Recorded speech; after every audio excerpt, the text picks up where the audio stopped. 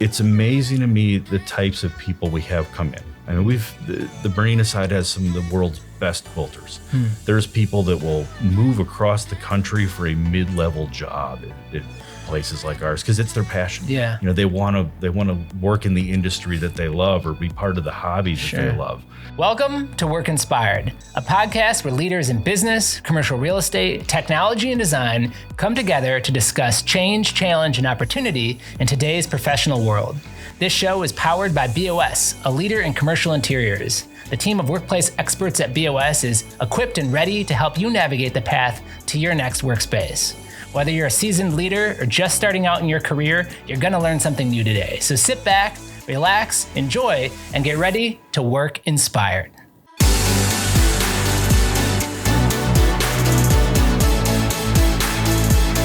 On today's episode, we've got an incredible guest. Chris Kulla is here from Brewer Sewing. He's the president of the company, and he's here as our first in-person guest of season 3 of the Work Inspired podcast. We're going to be talking about client experience and taking a company with a strong tradition and long legacy and inspiring change and innovation as it looks towards the future.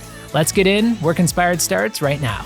Chris, thank you so much for being on the show with us today. You are our first in-person guest of season 3, so I greatly appreciate you being here with us in Roselle and for you taking the time out of your busy schedule to share some insights with us. I feel honored to be able to come in and sit down with you today. Perfect. So tell me a little bit about your professional story. Tell me about your experience leading up until now. Well, most of my career was in the beauty space. So I started out very low level as an internship at a company that did beauty accessories. So everything from makeup brushes to the net bath sponges you have hanging in your shower. Wow. So really started in the marketing space there, moved into a sales role. I was very fortunate that very early on, I was able to take over some of their international business. So I'll never forget, it was a family-owned company. It was the owner of the company. And he came over to my desk and said, Chris, I'd like you to sit on this conference call like we have with our partners in the UK. And I didn't think much of it. So I'm sitting there kind of doodling in my notebook, not really paying attention. At the end of the call, he said, to the guys on the phone at least, he said, Chris is going to be running our international now. Just follow up with him. And he hung up the phone and he looked at me and he said, go make mistakes, make sure they don't cost us too much money, and don't make them twice. Good luck. Figure it out. Wow. So I was very, very lucky to be able to do that. I think I was about 25. So I figured it out. Wow. So was that kind of like a mentor type experience for you, or was it basically just throwing you into the deep end and seeing if you swam? It was very much a mentor. Yeah. I mean, it was a little bit of both. Like they were very encouraging. So it was the owner of the company, our VP of sales at the time, and they didn't know how to do it. They said, we're very new to the international space. You're new to it too. Let's figure it out together. And they kind of pushed me out there, but at the same time, they stayed close. They helped to make sure I was making the right types of decisions. I would run things through them. They always made the time for me to make sure that we can look at pricing or anything simple. And I think when we started, we were in 2 or 3 countries. By the time I left there, I think we were in 38, 39 countries. Wow. So really able to grow it up, and it really exploded. I think by the time I left the foundation, they'd sold the company. I left after they sold the company, but that foundation really grew and it became a really big part of their business. Cool. So I was very lucky to be able to do that. Did you always know you wanted to be in beauty? We had a guest from Estee Lauder on in season 2, and it sounds like an amazing industry. She did say though that they need more men. Was that something that was always kind of a passion of yours, or was it retail that drew you to it? It was dumb luck. Really? It was getting out of college and needing a job, and it kind of fell into my lap.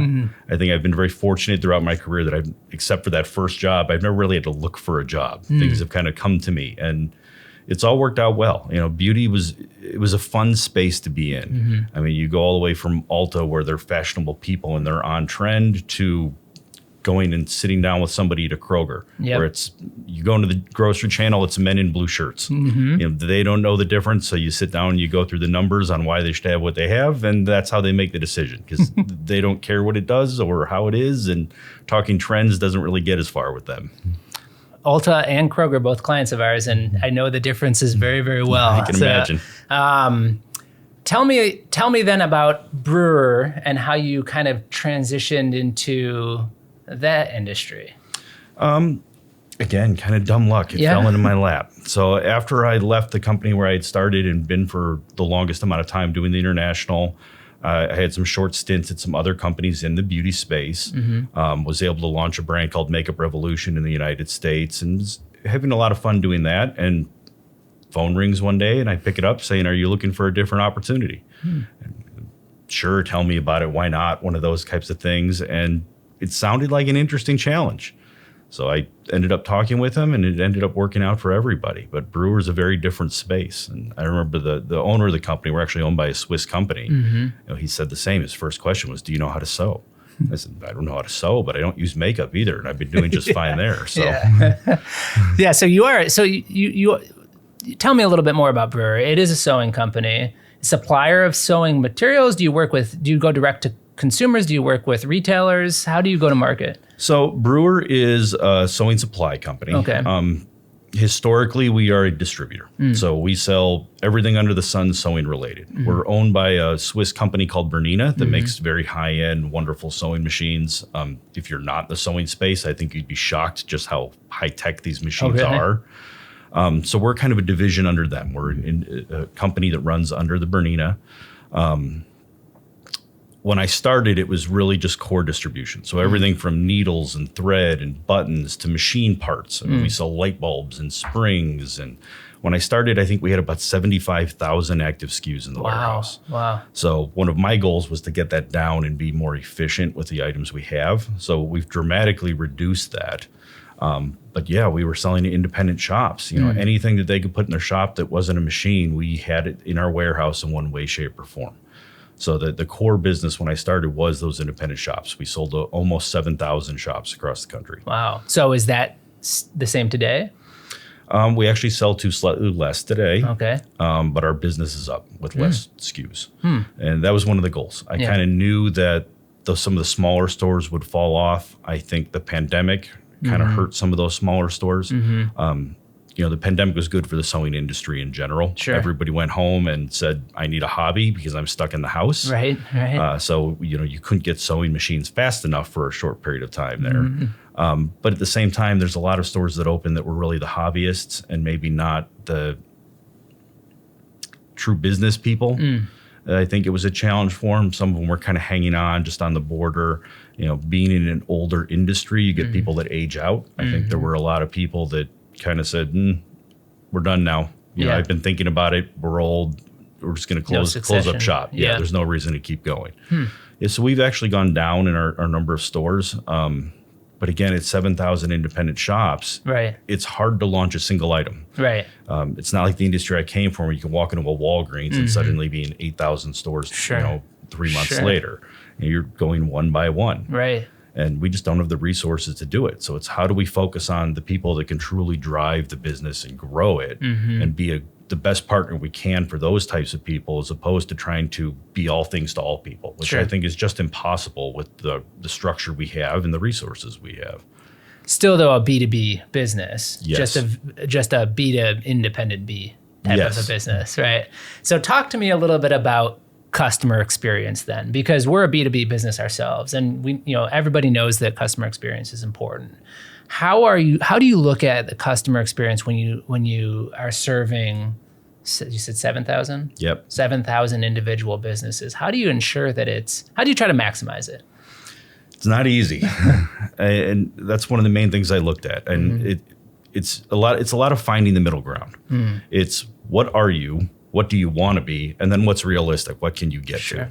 Because I think what we want to be, realistically, we're not in a space where we can do that. Right. You know, like I don't have the extra cash laying around to be able to revamp everything or double up our customer service team. We're still a very customer service focused industry. And we have Mennonite customers that aren't going to be going to the website to place their order. So they get on the phone, or we get faxed orders still from stores, which when I started there, I thought, how many people are still sending in faxes? People do this. But that's our customer base, and we need to be able to support them. So in a perfect world, I'd hire twice as many customer service people, but you also need to balance with what are the resources and what can I afford. And so it is a challenge. You know, we really try to look at it and squeeze every drop out of what we have. You know, as simple as looking at our catalog. We send out a flyers multiple times a year. It's how do we make this easier to navigate? How do we make this so it's better for the customers and it helps them, give them more what they need, as opposed to just trying to cram as many products in there as we could, which was kind of the approach we had before.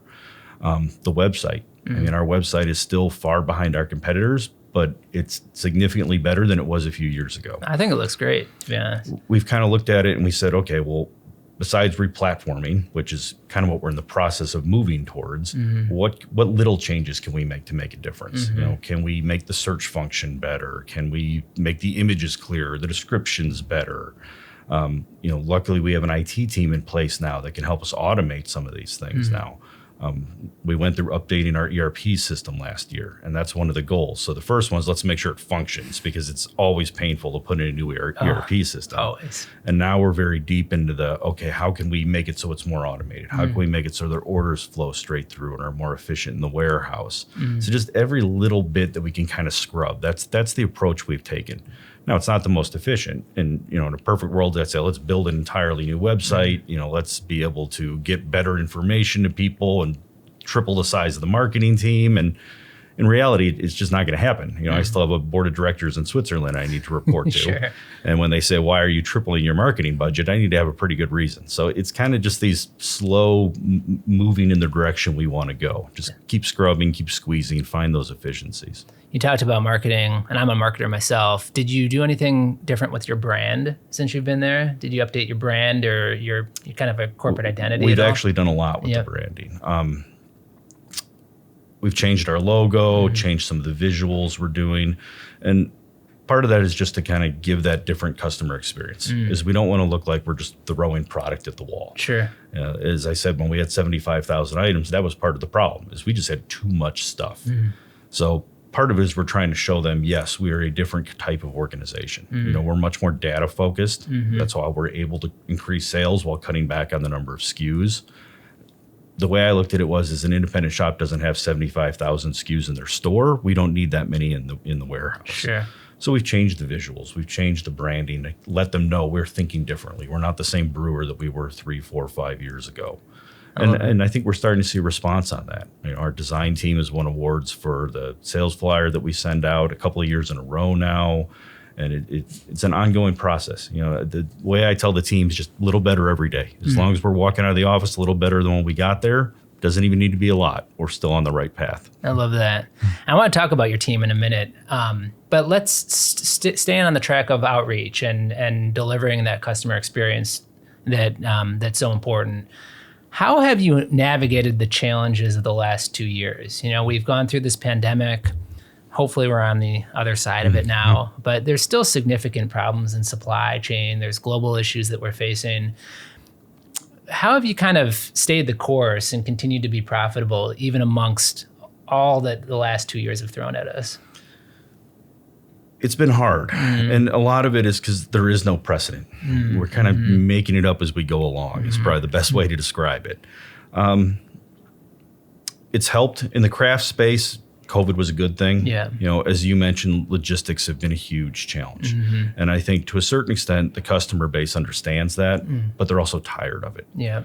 They can understand when I need to be out of stock for 3 months, and when customers are calling, they say, well, it was supposed to be here 3 months ago, but it's sitting on a container that's grounded at a rail yard in Los Angeles that I can't get. Right. But so everybody gets it. They're kind of tired of it. We are trying to plan further out. Our logistics team, there's only so much they can do, but our planning team and our buying team, they've been on top of it. So they really put that extra effort in as far out as they can get. You know, even if it's going to the vendor saying, is there any way you can ship early, and just really kind of beating that drum. And everybody gets it. And sometimes the answer is no, but at least we're asking the questions, because if you don't, then you know what the answer is going to be. Definitely. So it has been a challenge. We've been loading up. We're actually higher in inventory right now than we historically have been. It's not a great situation to be in, but it's the best way to be able to service all those customers. Sure. You know, and it's still, there's always the one item they want is the one you don't seem to have. So you can't please everybody, but you fight through it. You just do the best you can. And we've been fortunate enough that we've been able to kind of make it through. Sure. So. Well, obviously, e-commerce has also skyrocketed during the last couple of years. I mean, it was a significant beast before the pandemic, but since everyone has been at home, everyone's been ordering online. Have you found with your customers that that's been a challenge, that they're, more so than ever competing against the Amazon purchases or people shopping on the internet? They are, and what we found is the customers that we're seeing the most growth with are the people that have embraced it. Oh yeah. It might have been an independent sewing shop, but if you go to Amazon right now and you look for listings, a lot of these third-party listings are those independent sewing shops. And we actually do drop ship for those customers. Oh, cool. So we'll drop ship to Amazon consumers that they've sold to via the platform. And it's been growing like crazy for us. The challenge we found now is trying to wrap our arms around and get some control. Yeah. Because it was great when you're saying, hey, the sales are going up to all these people, we'll sell to anybody. We have a lot of people a lot of vendors that have map pricing or price restrictions or do not sell here type lists, and it's been a struggle. Yeah, because a lot of times what you'll see they're selling under on Amazon or a place like that isn't really the company name that their store might be set up on. So we're actually looking to put some things in place now where we can restrict certain brands from certain customers. Sure. I mean, it's not just the sewing shops. We've been approached by a lot of pure play online people, people in their apartments in the Bronx that just their whole business is selling on, third-party platforms online. Right. And they're some of our biggest customers right now. It's just a challenge when, as a distributor outside of our own brands, where we need to respect the wishes of the vendors. I mean, Brewer works with over 800 unique vendors. So the one that says, I want to support that mom and pop sewing shop, I really don't want it on Amazon. I want to respect their wishes as best I can. Right. And a lot of times they'll call and say, well, your customer's selling. I said, what do you mean your customer's selling? And it's a lot of legwork to chase it up and police it. So we're looking on ways to automatically be able to build it into our system to just put those restrictions in. Because it was great when it's growing, but now it's too much. Do you find, because we deal with this issue in our industry as well as a distributor, do you find sometimes that you have to navigate a fine line between a manufacturer kind of just not needing the distributor anymore when it comes to direct e-commerce sales, or maybe one of your mom and pop shops wants to sell on Amazon and they'll just go directly to the manufacturer to get it? Or are those controls already in place for your industry? People ask. Yeah. I mean, controls is kind of an interesting word on how we make that work. But yeah, we have vendors that say, look, if it's going to be on Amazon, I'm going to put that listing on Amazon. Right. Can you put a note up that it's not available to sale for Amazon Sure. customers? And right now, really the only way we can do it is manually. Is we put a note on the customer. We put notes on our web listings where most of our orders come through the website that say this is not available. But there's the people that they don't care. They think we won't find them. 7,000 customers. Absolutely. Yeah. So when there's map pricing on things, like we can't police that everywhere. Most of the times we find out about it, it's the vendor or customer calling us or sending an email saying, hey, did you see this online? And the answer is usually no, but we will talk to the customer and take care of it. And we do the best we can. I mean, we want to be respectful to our vendors' wishes. It's just hard to keep on top of. I'm sure. Well, doing a little research for this conversation, I looked up the act of sewing in general, 20,000-year-old activity. E-commerce is clearly one way the industry is changing, right? The ability to buy online, but still it seems that it's an activity that people do in person. I mean, right? It's maybe some people are ordering the supplies and never seeing another person, but I'm really interested in kind of like the maker movement, the ways that you guys have kind of created community around the act of creating and sewing. Tell me a little bit about that and how is it working out? That's really a marketing initiative that we have. So when I started, the marketing team we had was more catered to the pure individual distribution model. Their job was to make catalogs and sales flyers and pretty postcards and decorate a trade show booth for an industry show, and that was about it. My challenge when I changed that marketing team over and really looked at it and said, we need to beef this up, is they'd always tried to engage the education side of it. That's how the independents stay different from a Joann's or a Walmart or a Hobby Lobby. Is you go to an independent sewing shop, they've got events, they have classes, they're bringing people in and making that community. And we always tried to support it, but I always felt like we weren't doing a good job. So we have embraced some of the online side as we've shifted into our own brand as we started building up our own brands is we engaged some of those online communities to have a maker team, to have an advisory team. We found we've got our own sewing machine line called Eversewn, and we found a fan group online. That's cool. Wow, this is great. These people love our product, and I'm glad they found it because we weren't doing a good job in telling everybody about it. But we reached out and we engaged with the group, and we used their suggestions, and they help us come up with some of those projects and give us the content for our social media following. Mm-hmm. And it's not an internal team; like they're real people using the product. And we basically said, if we can support you doing that, will you send us some pictures as you're working on these things? And we use their questions. They're going online making their own videos on how to troubleshoot issues that they might have every day. Nice. The line is made towards that new sewist, and it's not like when you're buying a high-end Bernina machine. I mean, we get calls to customer service and say, my machine doesn't work. And we say, send a photo. And we realize they've got thread wrapped around the whole machine and they didn't load anything right because nobody read the manual. And it's the engagement team that we have and that advisory team that's helping us grow that and get to those people. Again, we had very little marketing before. So it's easy for me to make a list and say, hey, guys, make me videos on how to do this or how to start. And it's all great. There's just not enough hours in the day. So they've done a nice job finding those other people online and saying, thank you for your interest in the product. How can we help you to get more of these things and really leverage them? I hate to use the term free labor because it sounds so demeaning, but it's not. They've been great partners for us. And I think it's been a win-win and really helped us grow that brand. So there's influencers in the sewing community. There absolutely are influencers in the sewing community. So obviously being on social media, I don't know, what platforms do you see these influencers mostly effective on? Is it YouTube? Are they on TikTok? They're everywhere. Yeah, everywhere. Just like any other space. When you pull customers walking into a quilt shop, most of them will tell you that they're on Facebook. And I think the reason is because in general, the average quilter is a 65-year-old female. I think they're on Facebook to see pictures of their grandchildren. But the other platforms are starting to grow and take off more, just like everywhere else.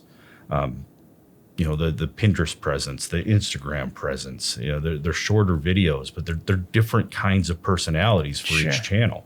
So it's also one of the things we've done as we've built our own brands is we said, how do we go out to these relevant people and help them with their own brand while helping us grow the product side of it? Because some of them have these huge followings making the types of projects they make. And I am not artistic, and what they do is truly art. It is mind-blowing to me. So to be able to team with them and say, we can build a brand with you and help leverage this. And it's been a win-win for everybody. I love the idea of a 68-year-old sewist, you call it? Sewist, yes. Sewist with a huge online following. But tell me about that. I mean, 68 years old, the older demographic, clearly a core customer base for your industry. Yes. Is there a need or a desire to try to encourage a younger generation, a different generation, the next generation of sewists? I think the pandemic has actually helped with that. Yeah. We're seeing younger customers coming into the stores. We're seeing more males come in. Now, what I'm still trying to understand, are those people shopping at the independent shop or are those people shopping at the big box? Sure. We're spending more time in the big box than we were. We had no presence at Walmart, Joann's, any place like that in the past. We now do have those relationships. It's a little bit different as a distributor. There's certain items that are good for independents, certain that are good for those big box. Sure. But it is something we're trying to embrace, and we're trying to figure out where are those people shopping? How do we engage those people? Again, some of the online people you're seeing, they're not always that 65-year-old female. And some of the people that I like watching is we're partners with a group in Las Vegas called So Yeah, and they're putting machines at the bottom of swimming pools or blowing them up and seeing if they could get them going again. They flew out to our office and threw a machine off the roof and were able to get it running again. And cool. It's a different type of video. And you think, well, is the older female going to watch that? And they're getting a huge following. Really? So cool. They're just different people and they're all out there. I love that. So tell me, let's transition a little bit internally. Tell me a little bit about your team. How many people work at Brewer? Well, we share a lot of with the Bernina team. We're in the same office as Okay. them. So we have a shared warehouse, we have shared accounting, shared IT, shared HR. On the Brewer team itself, the marketing team right now is 6 people. We just had a new marketing director start with us last week, so I'm very excited to have her join us. Cool. Customer service is still 10, 11 people. You know, there's still, the phones are ringing all day long. On the purchasing and buying side, we've got full teams to review product coming in. We've got people to place orders with all of them. There's another 6 people in that department. Then you get into the warehouse. Yeah. You know, it's very manual what we do. It's a lot of small bins.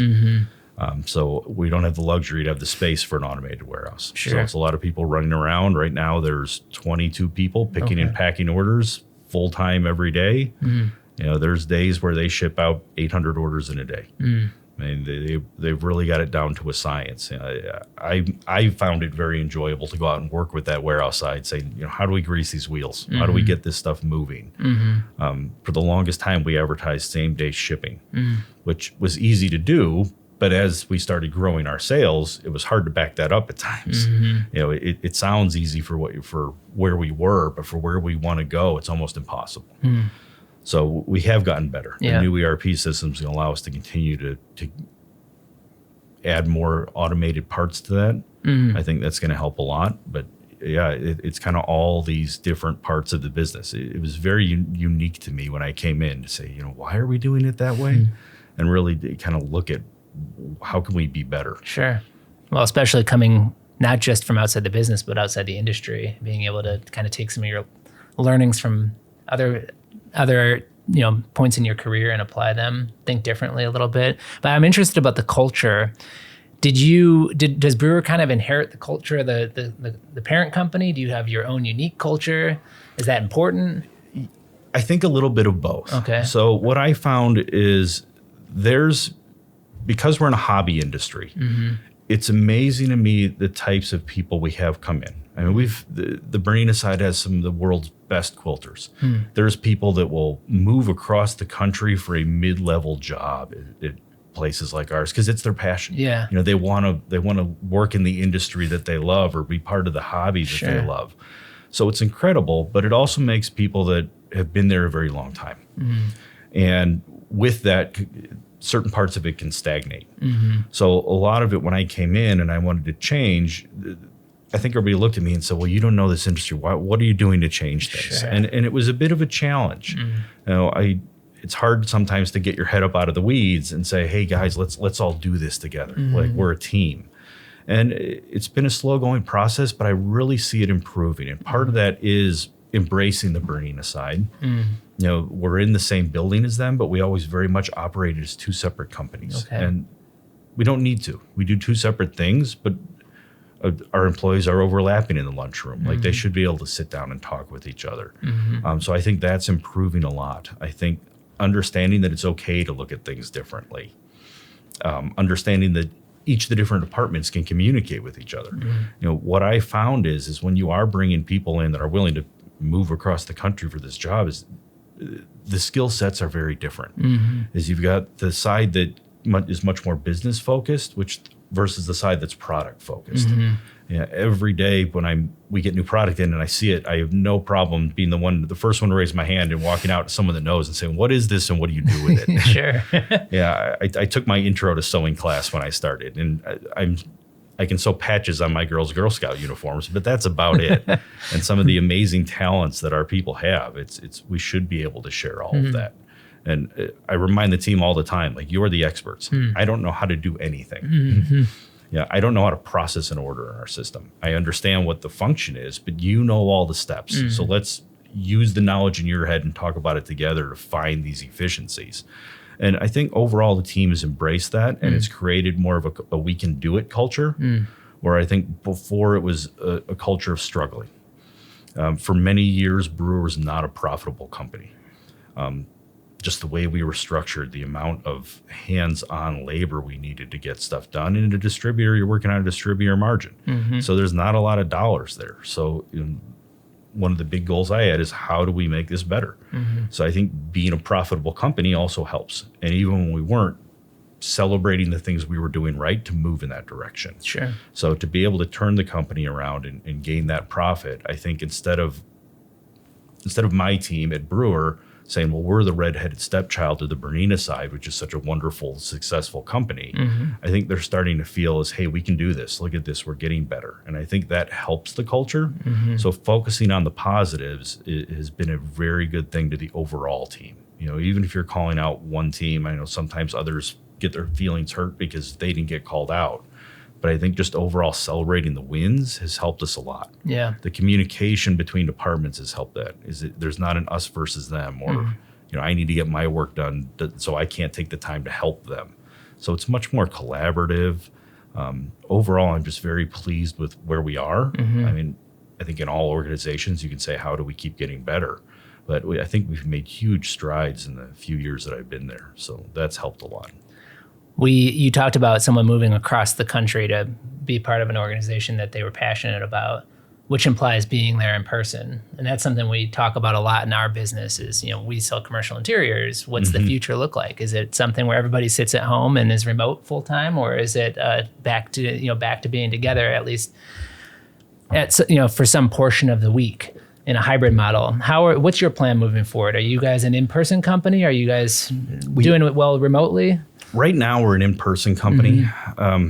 During the pandemic, we put in a work-from-home policy. A few people are taking up on it. Having such a large customer service team, that's been the biggest challenge. Sure. Because they need to be there to answer the phones or when faxed orders come in and things like that. Right. So we're slowly trying to find ways to make it better. It gets challenging when some are in and some aren't. Right. Because you get why are they at home and I'm not? Right. And there's different job functions and you can explain that to them, but they don't always want to hear it. Honestly, I don't think we have a good answer right now. I see a lot of other companies, kind of what they're doing from their work from home direction. Part of me wants to see how it goes for them, in all honesty. Yeah. I have no problem with people working at home. What I found was when the whole team went home, when we came back and only part of the team came back, it hurt us. When everybody was at home, we were collaborative. We had no problem picking up the phone. Now, when it's a hybrid model, what we found is people will wait for the person to be back in the office. Oh, this can wait till tomorrow because I know they'll be in tomorrow. And I think somehow we need to retrain those habits. Because I think it's possible to make it work. But everybody needs to have a clear understanding of how it works to make sure it's efficient. Sure. Yeah, I think that brings up something not many companies have realized yet, is that the answer to a hybrid approach, if you're going to enable one, is that it has to be well thought out. If you have I use the analogy of a sports team too much, but if you have a sports team and you have a practice for that team, if only 5% of the team shows up or 50% of the team shows up, that's not an effective practice because you don't have everybody there.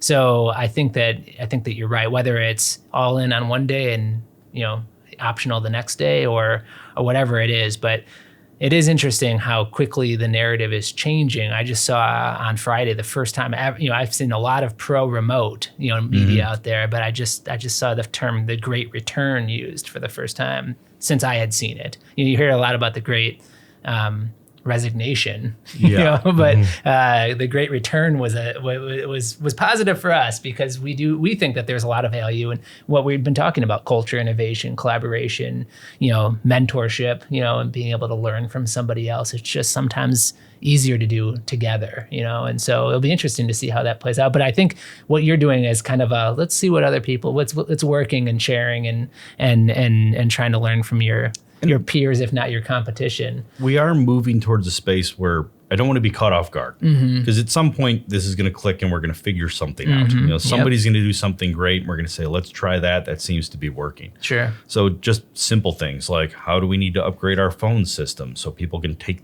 calls from their desk at their house? How do we do that? We still had the very typical office phone. It rang in with your extension number. How can you add that app to your phone so we can make it so people can talk on phone? Sure. Do we need to order an extra set of headsets for customer service people? couple weeks ago, being in Chicago area, it was snowing heavily, and we thought, let's get ahead of this. This is a good chance to experiment. And we let the customer service team choose if they wanted to work from home and use the phone system at home. Now, there were a few little issues here and there. They sounded quiet, but all these, they're examples to let us try to experiment a little bit. I think something that people underestimate is not everybody has the space at home to work as efficiently. Is my director of purchasing. His whole family spends their day throughout the house. He's got relatives that live with him. And before we even decided to bring people back, he had asked me, do you mind if I start coming back into the office? I said, well, we want to keep people separated. Well, why would you want to come back in the office? He said, it's just hard for me at home. There's little kids running around during the day. There's need to be homeschooled and different issues like that. So I think people need to be aware of everybody's situation as well. I know trying it, I'm lucky enough that I have a dedicated office in my house. But when the kids are on the computer trying to do their homeschooling and suddenly it's, Dad, my iPad went black. Could you fix this while I'm supposed to be on a Zoom call? There's different challenges. So I know some people want to work from home. Some people can't be as efficient from home. Tracking that efficiency, I think that's the key. How do we keep track of who's doing what they're supposed to be doing? Right. Because if everybody can get anything done, I don't think anybody's going to complain about it. Right. It's just making sure that everybody's doing what they're supposed to be doing. And someone's going to figure this out. Yeah.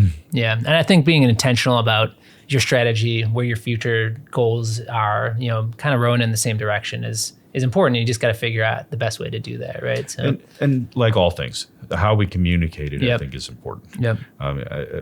It's easy to say our communication has gotten better, but it's never good enough. It never will be good enough. Always room for growth, right? Absolutely. And I think as long as we're clear with everybody on where we want to try to go, how we want to try to do it, everybody will be able to fall into whatever that model is and understand it. Love that. Right now there's so much, well, I'm trying to work at home, but I don't think this other person's working, so it's not fair. And there's hurt feelings, I think is the best way to put it. And just getting to the point where we can say, this is how we're going to do it. This is how we're going to make sure that everybody's being fair about it. And you're not working your full day when the next guy's working a half day and you're picking up the slack. And to a lot of people, perception is reality. So if they think somebody else is screwing around, then it's, why should I work extra hard when everybody else is? So just championing the good part of it, I think, is the best way to keep moving. But we'll figure it out. We are setting some stuff up. Hopefully we'll get to use them someday. But well, I look forward to staying in touch, to figuring out what you learn. Because I think, like I said, there's a lot of people in your boat. I think with a smaller team, you're probably a lot more in tune to each individual's concerns and needs and, and situations. So I'll be eager to see where you're at in another 6 months. Talking about the year ahead, what's one thing you're looking forward to? Well, as I said, last year we finally put in the new ERP system. And this is something that was way behind where it was supposed to be, which I think is probably the same story you get from everybody that updates their ERP system, how it was a huge headache and it slowed everything down. But the exciting thing to me is now we can start doing the things that I've been waiting 3 years to do, 4 years to do. Our efficiencies, I've got my laundry list, and how do we build these in? We've got some big opportunities with some of our biggest customers. We've got new product lines coming out. As I mentioned before, as opposed to selling everybody else's product, one of the main things I looked at and said, how do we do our own? It's this minor sewing celebrity can build their own thing and source it from overseas. We have a whole team. Surely we should be able to do that. And they're all growing for us. And it's nice because when you're a distributor, to finally have something to that full margin where I could say I can use it to put those marketing dollars in. I think we're kind of at the point now where we can turn that corner and people can see what we've been working on for the last 3-4 years. Exciting. We've been able to grow sales significantly since I began. I think now we're at the point where we're ready to start making some really huge jumps. Cool. So I'm very excited to see where this year goes. Awesome. Well, I like to finish each conversation, and this has been great, with a couple personal questions just about your professional, experience. But let's say you've got a lot ahead of you, so I know this is not the case. But let's say you were retiring tomorrow. What's some words of wisdom or a piece of advice you'd leave to your predecessor or to your mentoree? I think it's so important to know what you don't know. And I think it's not a sign of weakness to go in and say, I don't understand this. Let's figure this out together. I do it with my team all the time. Just because technically I'm the boss, I challenge them. Why do we do it this way? I think we should do it this way. Tell me why I'm wrong. To be able to accept that and walk into it without the ego, I think would make everybody a better manager and better problem solver. When you say that, know what you don't know, do you mean that you should realize what you don't know and then learn it? Or should you just be aware that you don't know everything and that there's certain people on your team that do know that, and that's good? I think both. Okay. What I found is a lot of times I'll give direction and I'll find people will blindly follow. And I realized that was my fault because I gave that direction in a way where they thought, okay, this is what Chris wants me to do. I'm going to go do it. Where the way I should be doing it is, here's what I think we should be doing. Do you think there's a better way? Do you, as I said, I don't know how to process an order in my system. So when I tell customer service, why do we have all these touch points? You need less touch points. I don't want them to say, okay, we're just not going to do these things. I want them to push back and say, here is the reason. And let's figure out truly the best way to do it. So being aware that I'm not the expert in everything. My purchasing team is the expert on working with the vendors and getting product in the warehouse. My marketing team is the expert on getting the story out there. My customer service team is an expert on that customer experience. Sure. I'm just the one in the middle trying to coordinate it and get them all working together. So it's impossible to be the expert. So just being aware and not having the ego to say, well, I know the better way to do it. I may have worked at a bigger company than what Brewer was, therefore my thoughts are better. That's a wrong attitude to have. That's good advice. Last question. What's one resource that's been valuable to you in your career? It could be a book, a podcast, a group. That's an interesting question.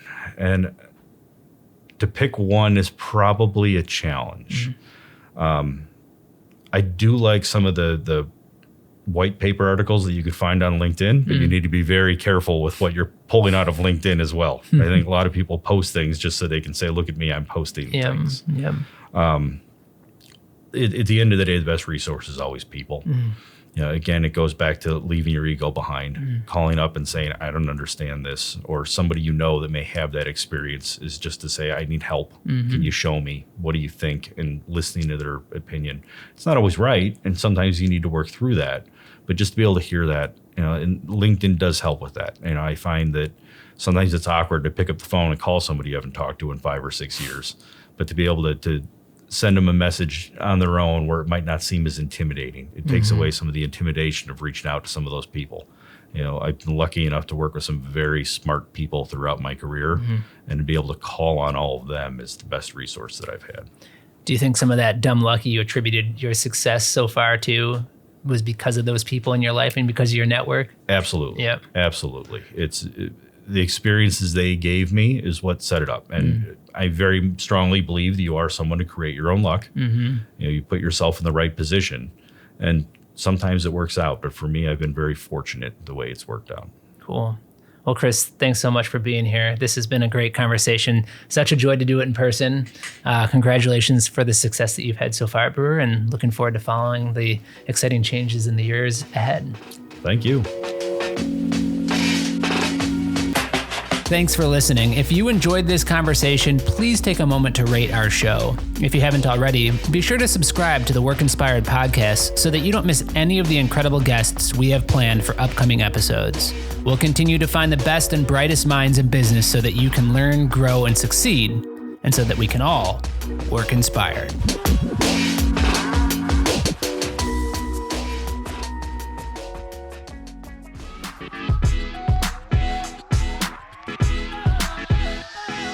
Work Inspired is brought to you by BOS, a leader in commercial working environments and a Hayworth best-in-class dealership. Experience our 360 approach and discover the team, tools, and techniques required to navigate the complexity of your next workspace at BOS.com. If you have ideas, feedback, or would like to be featured on our show, please email podcast@BOS.com. Thank you for listening. This has been a Workspace Digital production. If you're interested in launching a podcast at your organization, please email info@workspace.digital for a free consultation.